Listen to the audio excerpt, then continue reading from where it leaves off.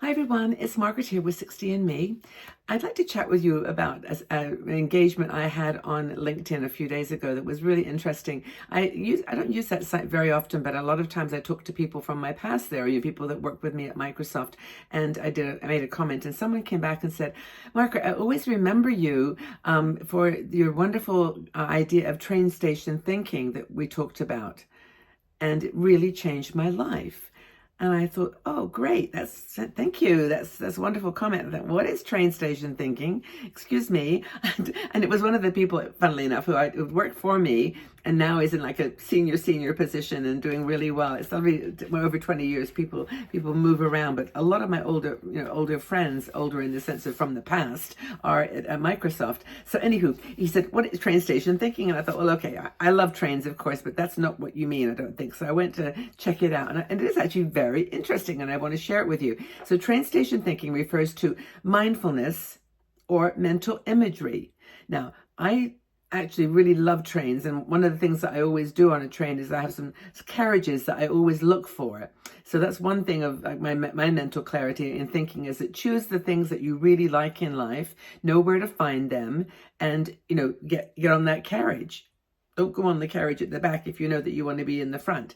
I often do, like, where the train's going to arrive at my station. And if it's going one direction, I go in the back of the train. And if it's another direction, I go on the front. It's a bit of a story. Trains in Europe are quite unique. But anyway, the point is that's a train station thinking. It's actually thinking about trains as, having compartments, having carriages that are different interests. They're different things that you do with your life, but choose the one that you want to get on. Because if you don't get on the right train, you'll be going in the totally wrong direction. If you get on the wrong carriage, you might just not have as much fun as if you'd chosen the one that you mentally create an image about it, and you were mindful about choosing it. So it's a technique. And so it's the thought of trains coming and going on different tracks, and they're going in different directions, and they're going to different places. And those different places could be physical locations that you might want to choose in your life. They might be a job option, a partner option, friend. You just have trains represent different things. Some are going to the south, some to the north, some are going to big cities, small cities. But just fill in the blanks that, where they're going is different. And they're on different tracks that are completely different. The trains are different. I mean, I'm using Europe because we do have a good selection of trains. Like in a station, there can be 13 platforms or 14 platforms, and every train is different. Some are like we call it the copper train, which is like a brown color, and we know that that's got a bistro car in the third car back always. Stuff like that. And one of the trains is a German or a French TGV, or a German. I can't think of the name of the German trains now, but they're all different trains in different countries. So that's when you're in your thinking, always think which direction the train, your life, your decision, your whatever is going. And if you want to be on that train, get on and get on with your bag and be prepared.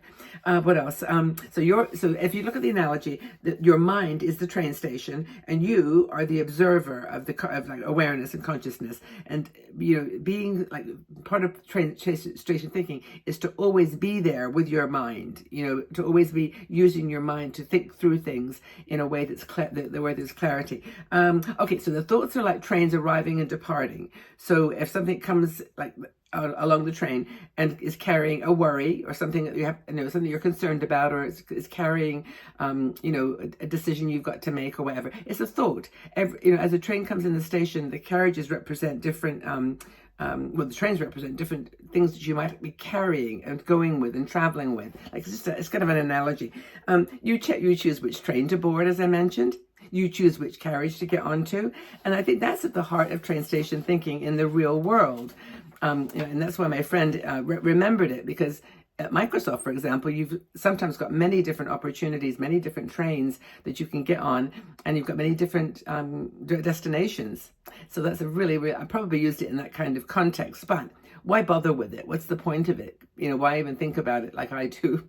I'm obsessed with doors and trains. I'm sorry, it's like my whole world has an analogy to do with the door analogy or the train analogy. So by practicing train station thinking, you can create some space between the thought appearing and then it disappearing and your response. So when the thought appears, you have a choice. you have to go this way or that way. It's like the train direction. You can observe your thoughts without automatically making a decision and moving or doing something. You can choose before you get on the moving train which direction you're going, how you're going to manage that situation, how that thought is, whether it's, what am I going to wear today, what decision am I going to take with this friend or this opportunity or this place. Before you get on the train, plan it, think it through. So the technique emphasizes noticing and accepting your thoughts as they come into you, seeing that they're a thought. They're only a thought. They have no power. They have no control over you. They're a thought. Should I go to the concert tonight? It's a thought. You put it. It's a train coming into your mind. Do I get on the train? Do I make the? It's a kind of. Sometimes it's a yes, no, and sometimes it's a. Well, maybe I'll go to Zurich and go to a cafe there. And if I decide to go to the concert after that, I'll do that. These are silly, little, simple things. It could be far more challenging and serious and life-changing. But I think the whole idea is that you take the thought, you surround it with awareness and with a mindfulness about what it represents, what the decision is, what you're doing. Right now, to be honest with you, it's really funny. I can't even think of a thought. Like I thought, oh, here's a thought. I thought my lipstick was looking really, really pale. I did another video. So I remembered that I just got this new lipstick.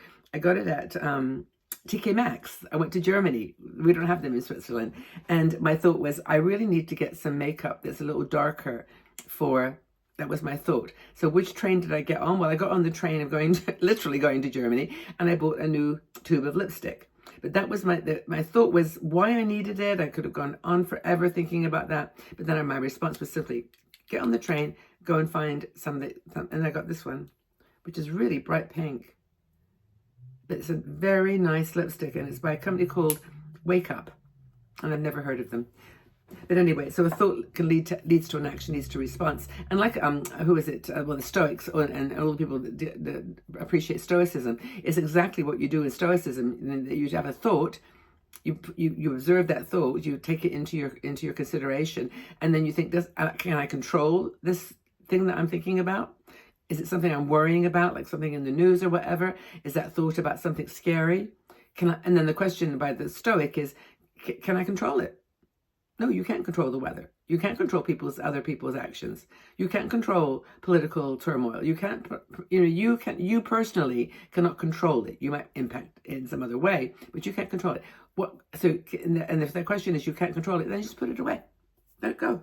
Because it doesn't have any impact on you. It's not an important question. If you can't control it, your response should be to either move on, learn more about it if you feel like you were missing something in the initial thought. But I just think it's really useful, and I try it all the time. I do it unconsciously.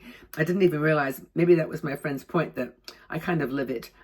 and I told it to him when he was a young intern at Microsoft, and it stayed with him because it was just like the idea of watching your thoughts and acting appropriately and make yourself aware of the choices and follow them.